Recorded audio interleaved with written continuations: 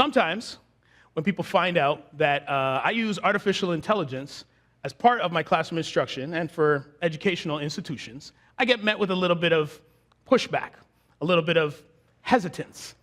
Some might say anger. But I found a way to sort of shift the energy from that emotion with a question. The question I ask when I'm getting negative information about artificial intelligence and its use in educational technology or education overall is, yeah, but have you tried it? What I'm going to do right now is I'm going to give you 4 stories and show you ways that I use artificial intelligence in the classroom that can be portable to elementary school, high school, online education, and of course, post-secondary education. Let's get this party started, starting with elementary school. My daughter, who was 10 years old at the time, she came home one day and she said, "Daddy, I got my math test back and I want to do better." She handed me the test. I said, "All right, baby girl, let me ask you a question. Who is your favorite cartoon character?" And she said, "Korra, Daddy, the Avatar. You know that." I said, "All right. So pay close attention to what I did. First, I took a picture of her test. Then, here we go. Then, I added the following prompt into ChatGPT. Now, disclaimer, before I continue, in my first TED Talk, I spoke about how it's a pedagogical faux pas to read slides word for word. However, in this talk, as a researcher, I need to make it so that you can see exactly the process of what I did. All right? End of disclaimer. Oh, y'all are getting interactive. I like that. All right, cool. So, the prompt that I typed was, "Can you please create individual comic book panel scripts for scenes from an Avatar-like universe where my daughter is reading only the correct answers to each of the answers gotten wrong on this math test, translated from French to English." Fun fact, both of my kids are in French school. Well, y'all taking pictures of this prompt. Okay, all right, cool. All right. What happened next was ChatGPT exported individual scripts for 12 different panels. I then took each one of those scripts and placed them into Midjourney to generate JPEGs. From there, I placed them on the tablet, gave it to my daughter, and I watched her scroll through and read joyfully, and I saw the moment where she stopped and said, oh, I get it now, because it was her reading the correct answers to a version of her hero in a fantastical comic book.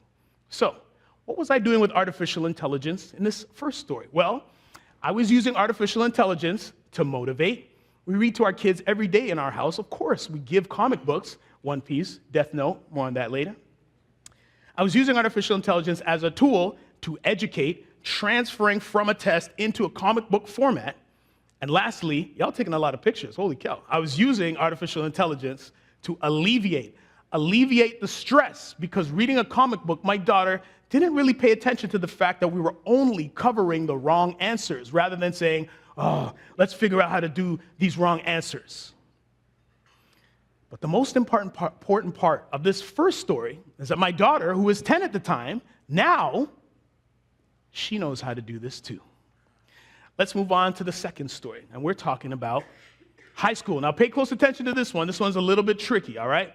My youngest daughter, who was 8 at the time, she came up to me on the weekend, and she said, okay, Daddy, it's homework time. And she passed me the homework. I looked at it, and my heart sunk. And the reason why my heart sunk is because she passed me her homework for complementary and supplementary angles. Now, the last time I did complementary and supplementary angles was when I was in high school, meaning my brain was frozen in time. Time freeze, I don't know how to do this stuff. Further, if you were paying attention in the first story, I told you very clearly that both of my kids are in French school. I didn't learn this in French, and I hadn't learned it since high school. What was I going to do? But I didn't say any of this to my daughter. I said, all right, baby girl, let me ask you a question. What does your teacher normally do in the classroom? And she says, all right, Daddy, well, the teacher stands at the front of the classroom, and she takes us through every single question. I said, all right, so pay close attention to what I did. Once again, I took a picture of the worksheet, and first I uploaded them, and I said, please retain this for your records and context. Then I hit the microphone icon on ChatGPT, and before I tell you what I said, another disclaimer, I learned French as a grown-up, but my conversational French is way stronger than my written. And as I mentioned in my first TED Talk, I'm an oral learner, which means I prefer to take in information via sound. It's faster for me, all right? End of disclaimer. So I hit the microphone icon after uploading, and this is the exact prompt that I said. Can you please explain how question 2 works? Explaining what it means when it said, deux angles sont complémentaires. Can you first explain the whole question so we understand it, please, before explaining the steps on how to answer it? Also, since my French is better when heard and spoken, can you explain everything a second time in French so we can understand how the teacher might explain it in the classroom? And then I stopped talking. What happened next is the model started describing in English to high school me complementary and supplementary angles before repeating it a second time in French, switching languages. And then my daughter and I were able to repeat this process, answering every single question in sequence together, parent and child. More on that later. So what was I doing with artificial intelligence in this second story? Well, I was using artificial intelligence to orate, that is, hear things aloud, both in English and in French, which leads me to the second one. I was using it to translate. Fun fact, it can do way more than just French, but in this context, we were using it to translate and speak 2 languages per question. And lastly, we were using it to articulate said concepts, bringing parent and child closer together. But the most important thing about this second story is that now my daughter, who was 8 at the time, she knows how to do this too. Let's move on to the third story, and we're talking about online education. Now, my wife, whose age, if I told you, she would kill me. She teaches kids with special needs, high-functioning kids, and kids all along the spectrum from K to 12. She came home one day a little bit stressed out, and she said, Kris, I've just been told that I have to teach my entire population completely online. I need your help. It's been detailed that you help students jump from 0 to 50,000 subscribers in just 5 weeks if they're amazing and have a message to share and people want to see/hear what they have to say. She said, I need you to help show me how to engage students online. I thought about it for a second, and I said, okay, love, what are some of the things that you do in the classroom? And she said, well, oftentimes I use a whiteboard.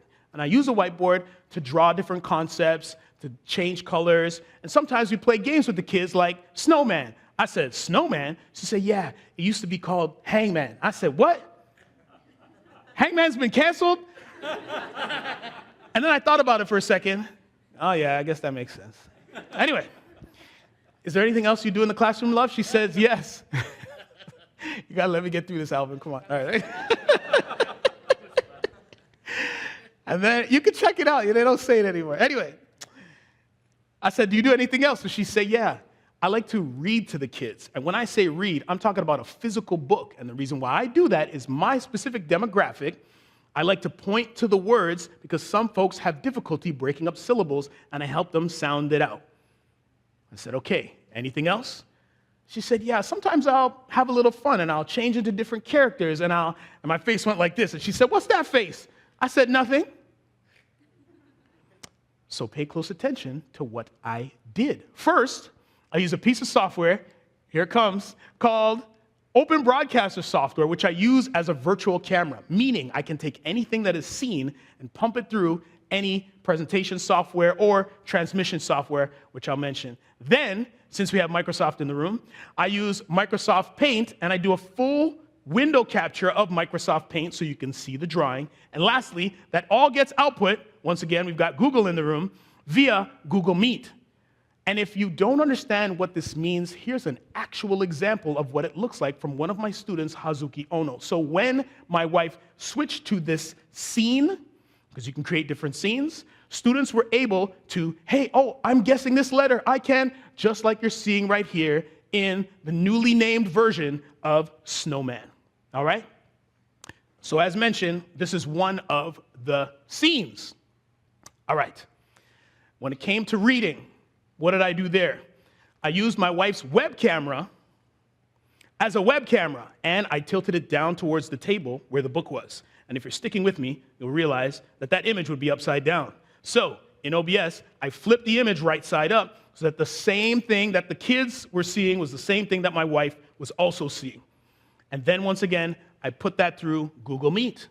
And in this scene, this is an example of what that would look like. So when my wife switches to the scene of reading to the kids, she can actually go through and point to the letters the same way she would in the classroom. You should check out this book, right? You with me so far? All right, I can see the reactions. Yo, I can teach you how to prompt. Anyway, that face I was making when it came to character. My wife was like, what's that devious look on your face? I had an idea. Once again, I used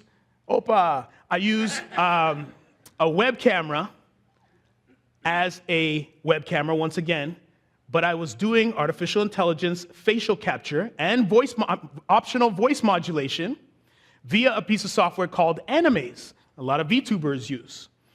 Then I decided to create another scene in OBS of an underwater space, keying out the image, making it seem like an animal was underwater.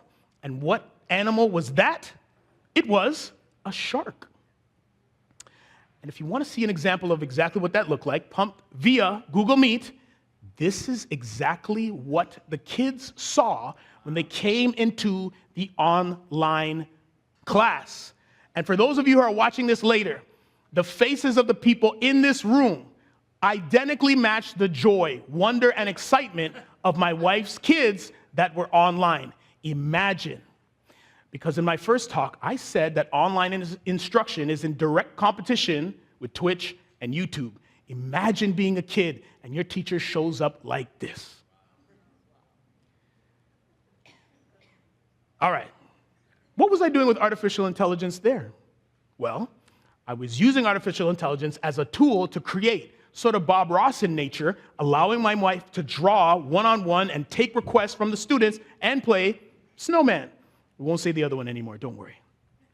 We're also using it to relate to the kids through reading, bringing them closer to different texts, right? They weren't reading that research book. That was just an example. I couldn't get clearance. All right. And lastly, we were using it to animate, transporting both you all here and the students to different worlds as part of online instruction. But the most important part of this third story is that my wife, now, she knows to ask me to set this all up for her. Let's move on to the fourth and final story, folks. You're with me. It's a great audience. Post-secondary education. So both Google and Bing refer to me as the professor of video games. But what on earth does that mean? What I do is I use video games as a conduit to teach students about their path of study and how it connects to actual jobs. Because I believe that the two things that are going to transform post-secondary education is visibility and student choice. What do I mean? Well, I teach, as they mentioned at the beginning, at Toronto Metropolitan University in a department called the Creative School. And this year, I taught one of my favorite classes called Introduction to Game Design. But what's critical to note here is that this year, this class had 864 students across 11 disciplines. It's university-wide, and watch people's shock when I tell you this class is non-mandatory, meaning 864 students across 11 different departments signed up to take a course because they can see the value of a class. Remember what I said about post-secondary. This class was so large that we actually had to teach it in a theater, and this, hold on, is what it looks like. Spectacular. We also broadcast some classes online, more on that in the breakout session. But In this class, I have a rule, and that rule is students don't have to take notes. Now pay close attention to my words. I said students don't have to take notes. They can choose to, but they don't have to. Why? Well, pay attention to what I do. I use a piece of software called CocoaNote, and CocoaNote allows me to do full transcriptions of my entire 3-hour lectures, right? Then it also provides full audio for tone and context, but it also provides a single summary of everything that was detailed. But the most exciting part about CocoaNote is that you can chat with the lecture, meaning if you have questions about when the assignment was due, if you want to know specifically some of these side conversations we were having, that is something you can talk to the chat, you can chat with the class about. And I'm going to show you an example from my current class where I ran a query to find out all the video games I mentioned in a 3-hour lecture. And the folks that watch this later are going to be like, yo, this guy's crazy. He came up with these in the middle of a lecture for 3 hours, but I also prompted for context. Talk about the games and the context within the entire, this class was about artificial intelligence trends in video games. That's what we were talking about here in this class. The ultimate classroom sidekick. So, what did we cover today, folks? We spoke about how, in elementary school, we can use artificial intelligence as a tool to create immersive worlds or even comic books for our kids. We also spoke about how we can use artificial intelligence as a tool in high school to become an ultimate bilingual teacher, but more importantly, connect parents and kids to work through homework together. We also looked at it as a tool in online instruction to facial animate and transport you and students to different worlds. And lastly, we talked about using artificial intelligence as a tool to make the ultimate classroom sidekick. Now, I'm not saying that artificial intelligence is going to replace classroom instruction, nor am I saying that there are no negative things about artificial intelligence. Settle down, internet. But what I am saying is, I've got another question for future educators and trainers for teachers out there. And the question is this: what type of educator or educational institution responsible for teaching kids dares to tell a student to not try? AI is scraping all of our art off of the internet, students, so don't try. AI is capable of doing bilingual instruction, students, so don't try. AI is capable of taking our instruction and animating our faces online, students, so don't try.